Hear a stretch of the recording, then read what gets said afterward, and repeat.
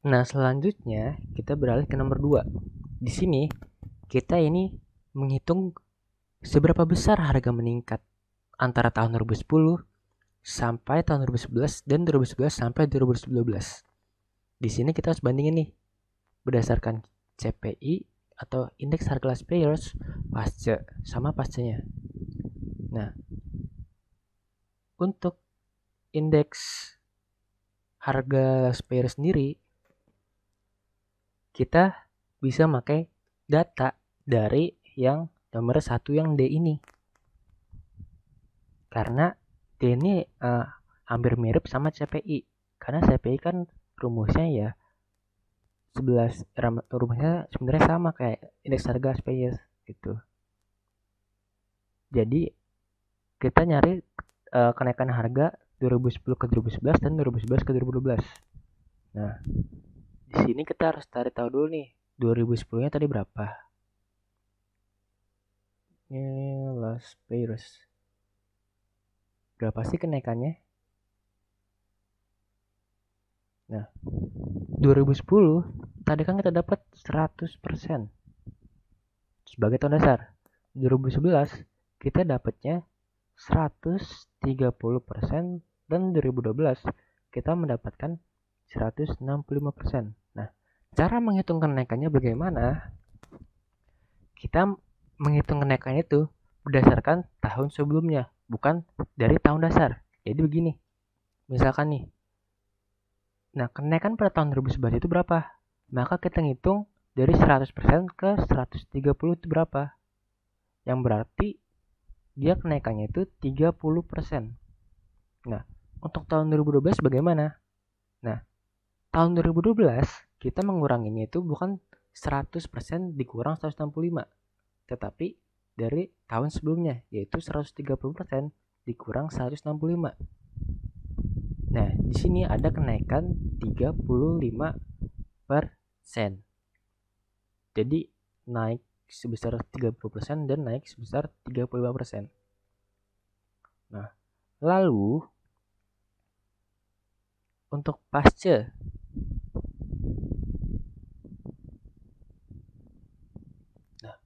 untuk pasca kita memakai yang GDP deflator.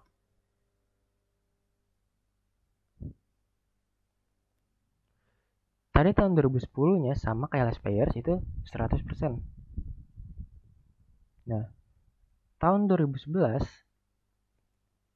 dia itu kita tadi dapat 131,5% dan 2012 itu 169,3%. Sama halnya cara menghitung kenaikannya itu sama kayak last payers, yaitu 100% ke 131 itu 31,5% kenaikan, dan di sini ada sekitar 37,8% yang naik. Jadi kesimpulannya, pada tahun 2010-2011 dengan menggunakan last payers kita melihat 30% kenaikan, dan 2011 ke 2012 itu naik 35%. Nah, untuk pasca tahun 2010 sampai 2011 ada kenaikan 31,5%. Dan untuk tahun 2011 sampai 2012 ada kenaikan 37,8%. Nah, di sini kita dicarikan jelaskan perbedaannya. Nah, perbedaannya untuk perbedaannya kalau kita lihat dari rumus, kalau last payers ini D ini itu kan kita bisa nih, itu dia menggunakan tahun dasar sebagai faktor pembaginya. Sedangkan untuk indeks pasca dia menggunakan harga dasar dikali kuantitas barang tertentunya. Nah, tetapi kalau kita melihat dari perbedaan pemakaian dari bagaimana menggunakan last payers dan pascanya, kita bisa melihat di sini IHK versus PDB deflator. Di sini kita bisa lihat cakupan barang dan jasanya itu harga seluruh barang dan jasa yang diproduksi. Untuk IHK, harga barang dan jasa yang dikonsumsi oleh rumah tangga perkotaan. Maksudnya seluruh barang dan jasa diproduksi, berarti ya pengeluaran pemerintah, pembelian pemerintah itu juga dimasukkan. Cuman di IHK itu cuman yang dikonsumsi oleh masyarakat dan perusahaan doang. Nah, untuk terhadap tradable goods, itu harga barang yang diproduksi dalam negeri, seperti barang-barang modal. Nah, kalau IHK termasuk barang diimpor dari luar negeri, yaitu barang konsumsi. Jadi kalau IHK ini lebih ke konsumsi di masyarakatnya. Nah, kalau bobot dalam basketnya itu terus berubah, sedangkan IHK tetap, yaitu kuantitas pada tahun dasar. Nah, untuk yang D, manakah yang lebih baik antara menggunakan deflator GDP atau CPI? Di beberapa negara di dunia itu mereka lebih menggunakan IHK daripada GDP untuk melihat istilahnya kesejahteraan konsumennya. Kenapa? Karena yang dihitung itu cuman ya konsumennya doang, bukan pemerintahnya. Dan kita bisa lihat nih di sini, kalau yang inflasi yang dialami oleh IHK dan GDP deflator itu lebih besar GDP deflator gitu. Jadi ya yang lebih kecil itu lebih baik untuk masalah inflasi.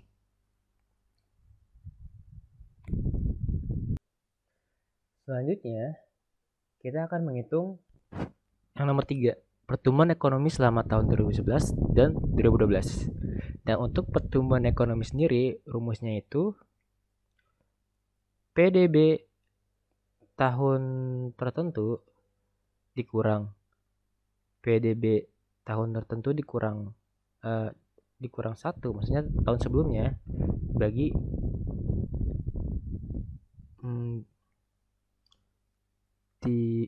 dibagi PDB tahun sebelumnya. Nah, untuk melihat PDB-nya itu kita pakai mana? Kita pakai PDB realnya. Nah, untuk tahun 2011 kita mendapatkan PDB realnya 26 M dikurang 2010 20 M dibagi 20 M dikali 100% sama dengan, jawabannya adalah 30% atau 0,3 dikali 100 sebenarnya 30%. Nah, ini untuk tahun yang 2011. Nah, bagaimana tahun 2012? Untuk tahun 2012 kita pakai GDP real juga, cuman angkanya yang berbeda. Nah, PDB tahun tertentunya itu 34,2 M dikurang 26 M dibagi 26 M sama dengan 31,5%. Gitu. Demikian pembahasan dari saya untuk soal kali ini untuk pertemuan 1 makroekonomi. Semoga apa yang telah saya bahas dapat bermanfaat bagi kalian semua. Terima kasih atas kehadirannya. Wassalamualaikum warahmatullahi wabarakatuh.